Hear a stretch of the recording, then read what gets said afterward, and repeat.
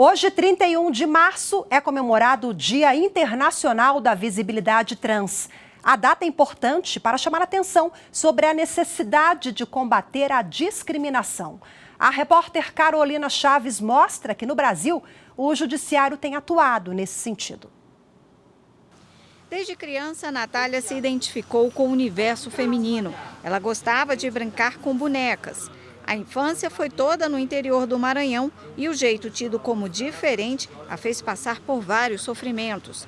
Aos 22 anos, Natália veio para Brasília, no Distrito Federal, em busca de um lugar mais tolerante. Estudou, se tornou professora de matemática, mas nem assim conseguiu o respeito que merece. Em 2017, Natália foi agredida por um funcionário de uma pastelaria no centro de Brasília. Ainda causa lembrança, né?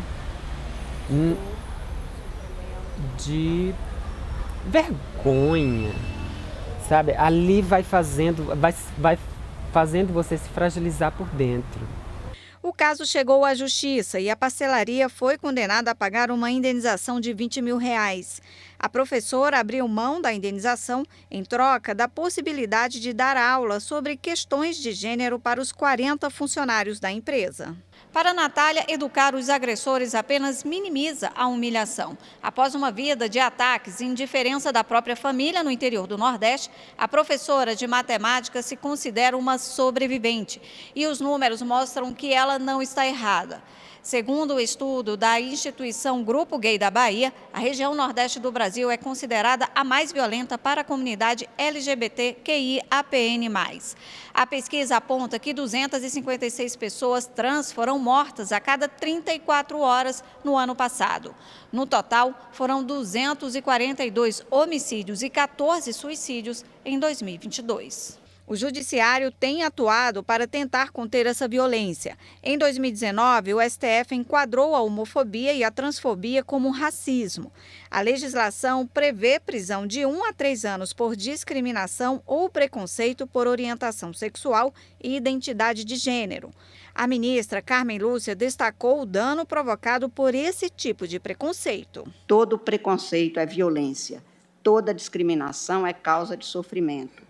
Mas eu aprendi que alguns preconceitos impõem mais sofrimentos que outros, porque alguns são feridas curtidas já em casa, na qual a discriminação castiga a pessoa desde o seu lar. Em outra decisão, em 2018, o Supremo estabeleceu que a mudança para o nome social pode ser feita diretamente no cartório, sem a necessidade de cirurgia de mudança de sexo. Para Natália, medidas aparentemente simples ajudam a mudar e até mesmo a salvar uma vida. É uma forma de nos incluir e nos evitar, gente, suicídio em massa. Porque as travestis já vivem isoladas, já carregam um histórico de violência. Bom, e agora, para repercutir o assunto, eu converso ao vivo de forma remota com a vice-presidente da Comissão de Diversidade Sexual e de Gênero do Conselho Federal da OAB, Amanda Souto Baliza. Amanda, que é a primeira mulher trans a ocupar a direção de uma comissão da OAB Nacional. Seja muito bem-vinda. Boa tarde, Amanda. Um prazer conversar contigo.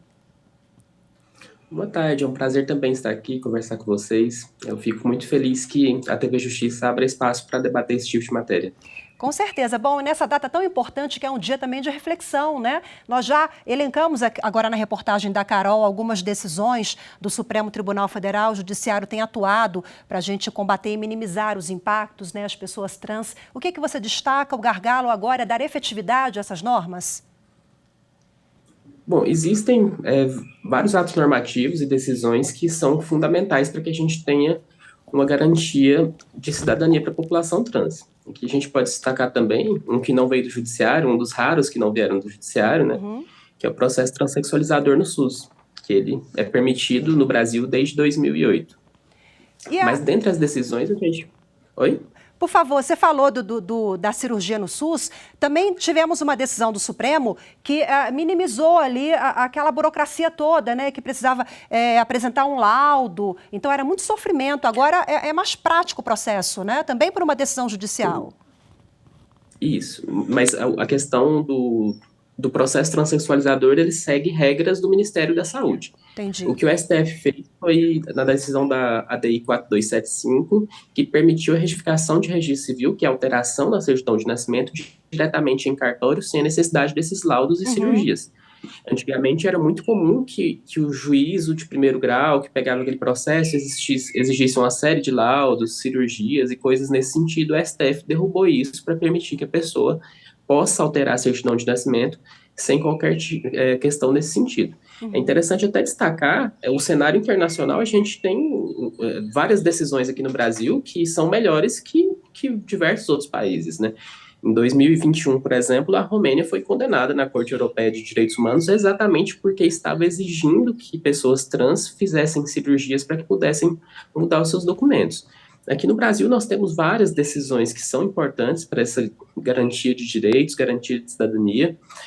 A DI 4275 é uma delas, com certeza, Uhum. mas a DO 26, mandado de injunção 4733, né, que tratam da questão da criminalização da LGBTfobia, são fundamentais também para que a gente possa enfrentar essa violência, essa discriminação que a cada ano cresce mais no país. Então, nós temos aí diversas decisões nesses últimos 11 anos, né, Uhum.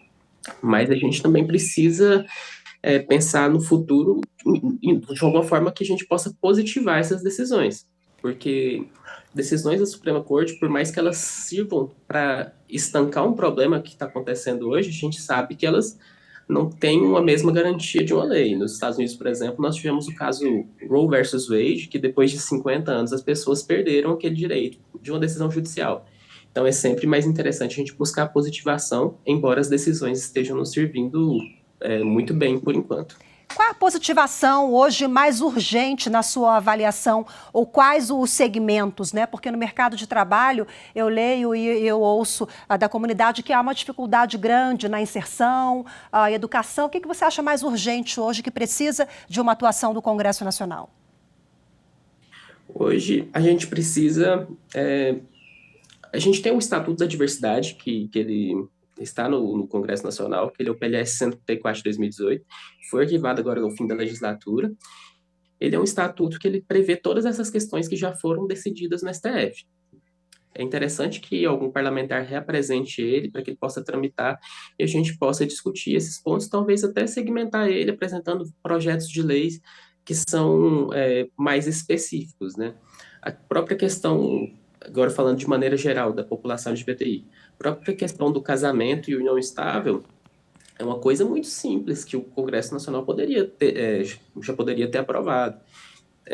Esses temas, quando a gente fala de direitos da população LGBTI+, eles geralmente são vistos como polêmicos, mas eu gosto de pensar que eles são civilizatórios. A gente só precisa debater do jeito certo para a gente conseguir avançar. E aí são matérias polêmicas que o Congresso Nacional acaba não legislando, vem para cá, o Supremo precisa dar respostas, né?